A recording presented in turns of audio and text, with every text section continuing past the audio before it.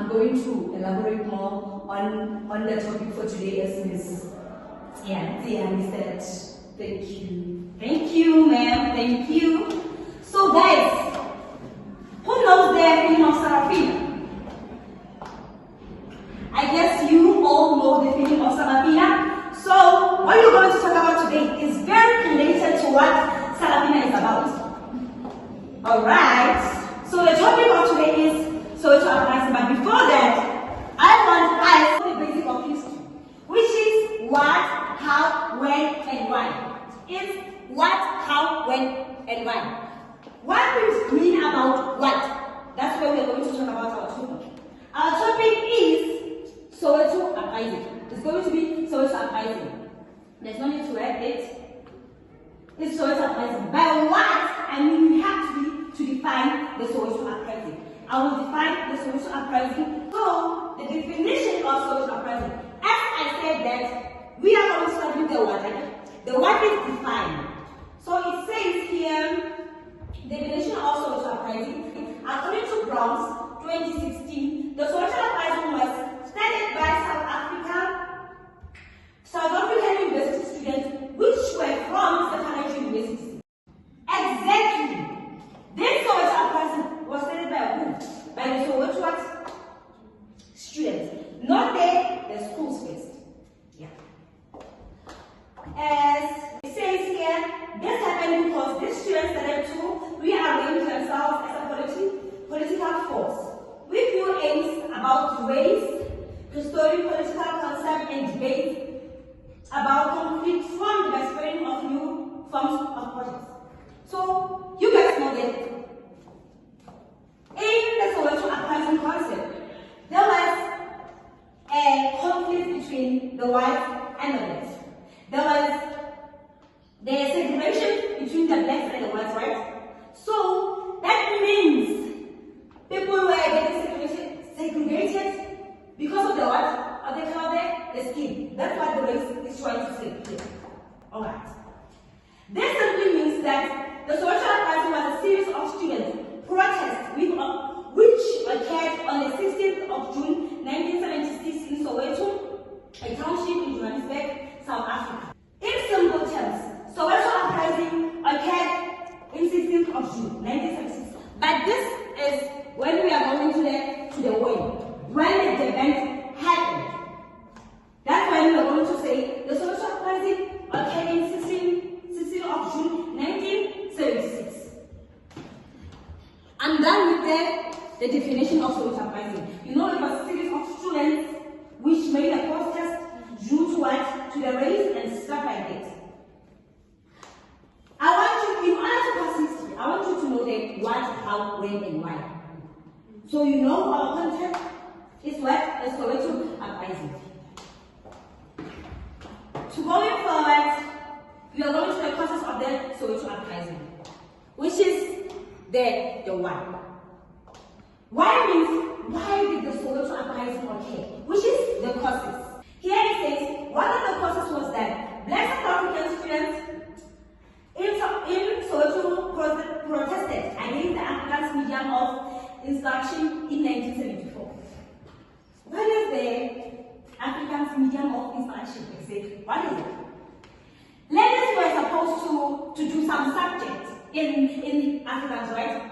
Imagine a black person doing Afrikaans as a subject like life science. I don't remember our subject, but I remember some life science, maths, and imagine, guys, math is very difficult. Imagine doing it in Afrikaans. No way. Alright.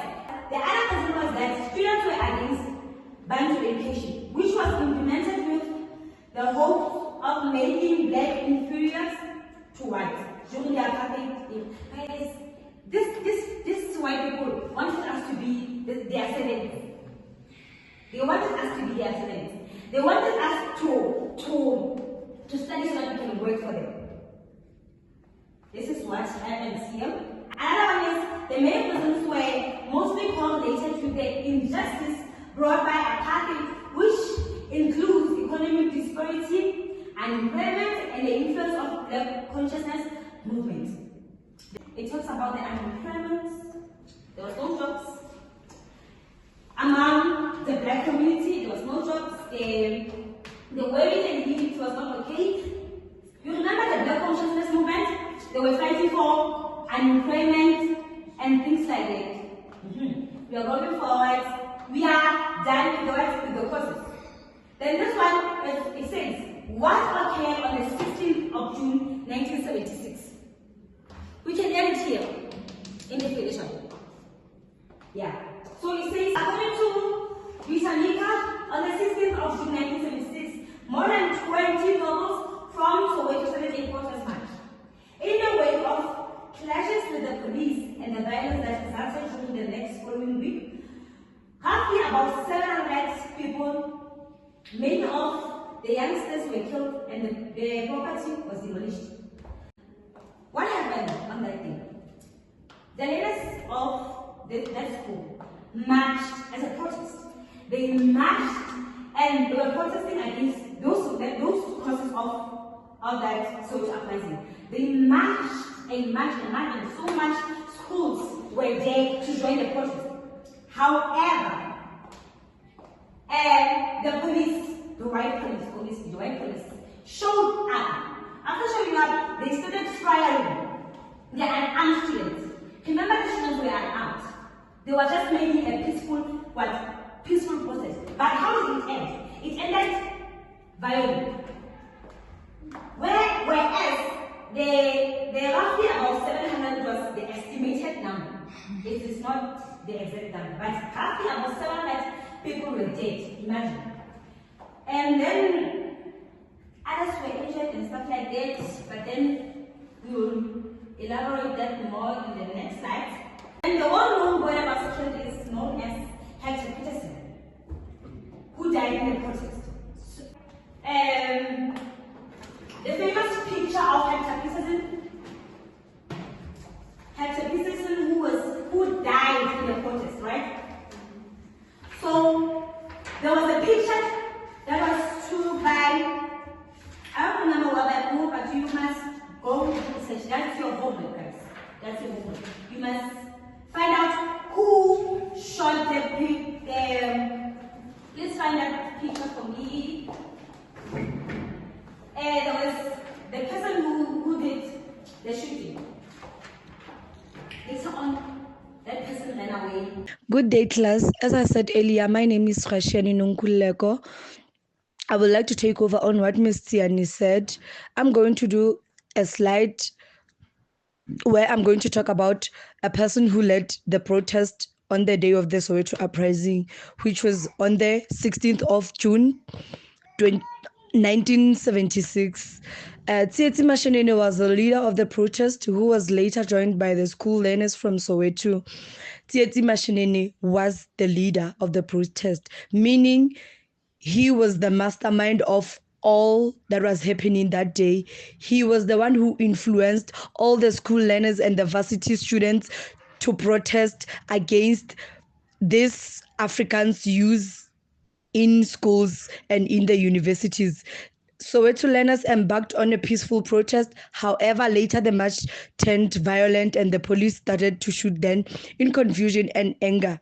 More than 700 school children were killed, meaning many people got injured that day. 700 school children were killed and police started killing people, which was very tragic. And now people were trying to find a place to hide because now this protest has turned into a violent event.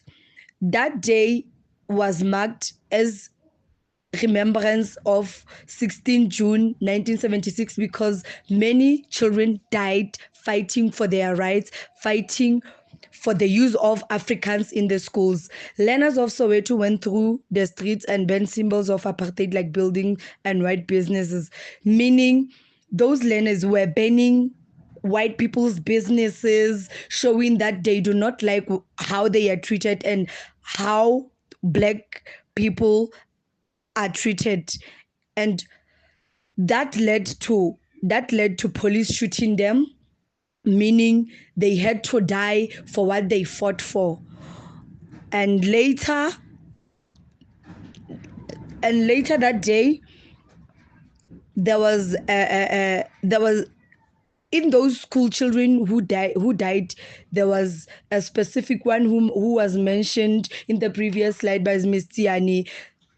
Hector Peterson was one of those 700 children who were killed that day.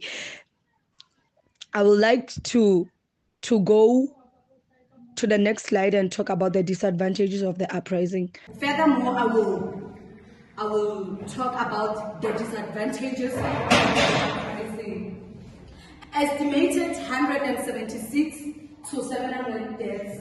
This means that many people died, but they were not sure about the numbers, but estimated 176 and to 700 people that died because of that protest of students. And 1,000 were injured and many were arrested because of that event that occurred that day. And eventually reforms and tension to democracy. This one, I would like to add into the advantages that many people saw what the students fought for, and they saw it as a good thing, so that all of them, they wanted to join forces with them and help them fight this discrimination and the fighting of this Africans law and what. Furthermore, I would like to summarize on all of this, all that Ms. Tiani said, that the topic for today was based on students fighting for their rights to be taught in their language that they understand. And all of that, I'd say it worked, because right now, education is free. Everyone is free to choose a subject that you want to study with. We are no longer forced to study with Africans. That is an advantage. And right now, everything is a choice. We are not forced to do things. Thank you.